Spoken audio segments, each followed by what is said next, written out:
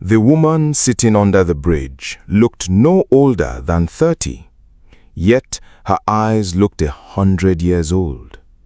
Her feet were cracked. Her hair was matted with dust. Flies hovered around her face. Children passing by laughed and called her names. Mad woman, crazy woman. One boy threw a sachet of water at her. Another threw a stone.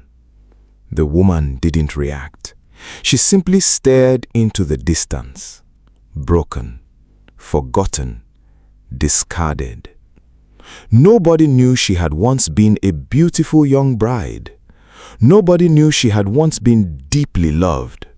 Nobody knew she had sacrificed everything for her husband. Not her money, not her house, not her possessions. Her mind. And the man she sacrificed it for? At that very moment, he was driving through Lekki in a brand new SUV worth more than everything she had ever owned. But the cruelest part of this story is not that she lost her mind. The cruelest part is why she lost it, and what the man she loved did after he became rich. Before we continue, tell us where you're watching from, and don't forget to subscribe for more African folk tales. Now, let us begin. Ajegunle, Lagos, 2008. The neighborhood never slept. Downfall conductors shouted. Generators roared. Street hawkers filled the roads. Music blasted from nearby bars.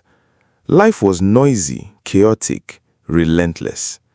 Yet, inside a tiny one-room apartment at the end of a narrow street, lived a young couple everyone admired. 20-year-old Amina Bello, 24-year-old Kunle Adeyemi. They were poor, painfully poor. The type of poor where every bag of rice had to last longer than it should. The type of poor where electricity felt like a luxury. The type of poor where sickness was a disaster because hospital bills were impossible.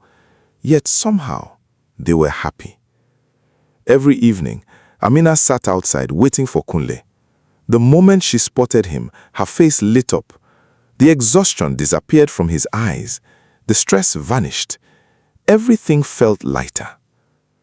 One evening, a neighbor asked Amina, "How do you smile every day when your husband barely makes enough money?" Amina laughed, "Because he comes home." The woman shook her head. "You need money, not love." Amina smiled. "I have both." Little did she know that one day she would lose both. The following year became harder, much harder. The economy worsened, business slowed, customers disappeared, bills increased, debt followed. One night, Kunle returned home with only 500 naira. Amina immediately noticed. "How much did you make?" Kunle avoided eye contact. She already knew. Dinner that night was Gary. Only Gary, nothing else. As they sat eating in silence, Kunle suddenly dropped his spoon. Tears filled his eyes. Amina froze. In 3 years of marriage, she had never seen her husband cry. Never. "I am tired." His voice cracked. Amina grabbed his hand. "Things will get better." "But when?" Silence. "When, Amina?" His tears began falling. "I am 27 years old." He slammed the table. "I have nothing." The room became silent. Kunle stood up. "I can't even give my wife a decent life." That night, neither of them slept.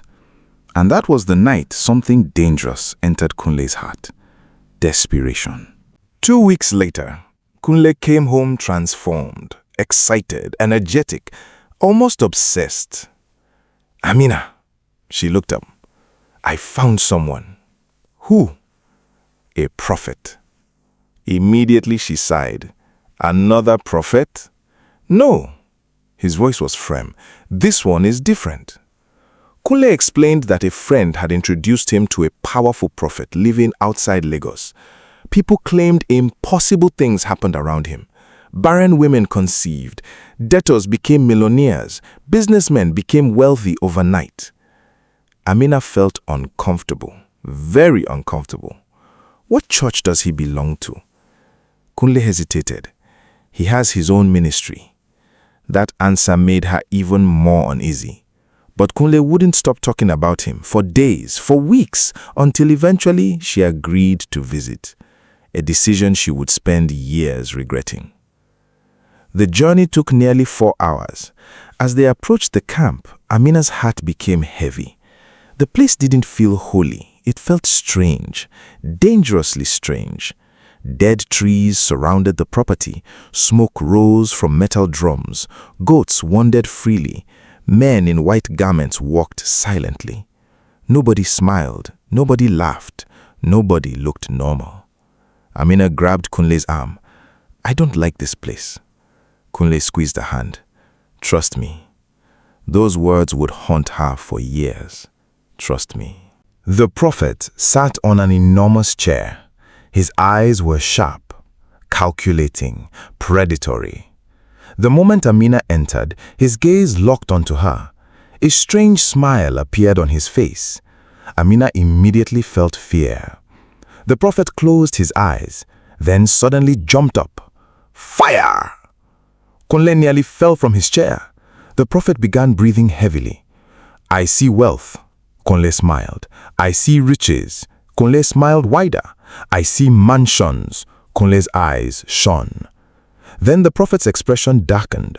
"But I also see chains." The room became silent. "What chains?" Kunle asked. The prophet pointed at Amina. "She is standing in the way." Amina's heart stopped. "What?" The prophet leaned forward. "Your wife carries a burden." Amina felt cold. "What burden?" The prophet smiled. "The burden of sacrifice." And then he uttered the words that would destroy her life. "For your husband to arise, you must lose your mind." The room became silent, so silent that even the birds outside seemed to stop singing. Amina stared at him. Surely she had misheard. Surely. Then the prophet continued, "For 7 years." "No." That was Amina's answer. And for weeks she refused. Absolutely refused. Every discussion ended in arguments. Every meal became a fight. Every prayer became a debate. At first, Kunle supported her decision. Then, gradually, something changed. He became obsessed. The prophecy consumed him. Morning, afternoon, night, the same conversation. What if it's true? What if this is our breakthrough? What if God is testing us? Amina became exhausted. Then one rainy night, Kunle finally broke her. He fell to his knees and cried. Not ordinary crying, the kind that comes from deep pain, the kind that breaks your heart. "Amina, please." She stared at him. "I can't continue living like this." His shoulders shook. "I am drowning." Tears filled her eyes. "I know." "No, you don't." His voice cracked. "I feel like a failure every day." That was the moment she lost. Not because she believed the prophecy, because she loved him too much. 3 months later, the rituals began. The powders, the concoctions, the midnight ceremonies, the strange baths, the terrifying chants. Then slowly, Amina changed. She forgot names, forgot conversations, forgot places. Soon, she couldn't recognize herself. Then one morning, she walked out of the house and never returned. The woman Kunle married disappeared. The nightmare had begun. But what Kunle didn't know, what the prophet didn't know, and what Amina certainly didn't know, was that the true cost of greed had only just begun. Because 3 years later, Amina would unexpectedly regain her mind. And when she returned home, the husband she sacrificed everything for would reveal who he truly was. A man far more dangerous than poverty itself.